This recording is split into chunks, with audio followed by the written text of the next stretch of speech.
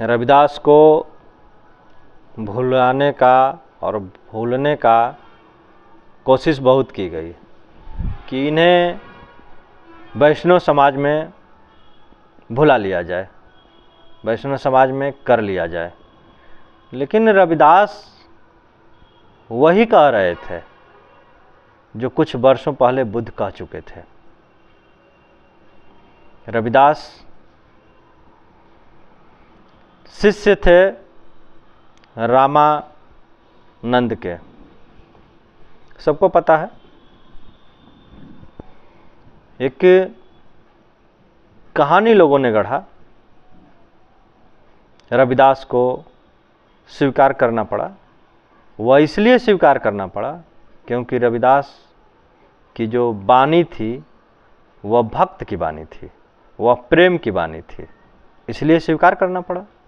बुद्ध की जो वाणी थी वह तर्क युक्त थी, स्वीकार नहीं हो पाए। फिर भी लोगों ने एक कहानी गढ़ दिया। और कहानी क्या गढ़ा कि पूर्व जन्म में रामानंद के एक ब्रह्मचारी थे रविदास, और एक बार रामानंद जी ठाकुर जी को भोग लगा रहे थे और ठाकुर जी भोग लेने से इनकार कर दिए और कारण बताए कि यह जो ब्रह्मचारी व्यक्ति जो है वह भिक्षा ऐसे घर से मांग के लाया है, ऐसे बनिए के दुकान से मांग के लाया है जिस बनिए के दुकान का संपर्क एक चमार से है। तो भाई बनिया है, सामान किसी को भी बेच सकता है।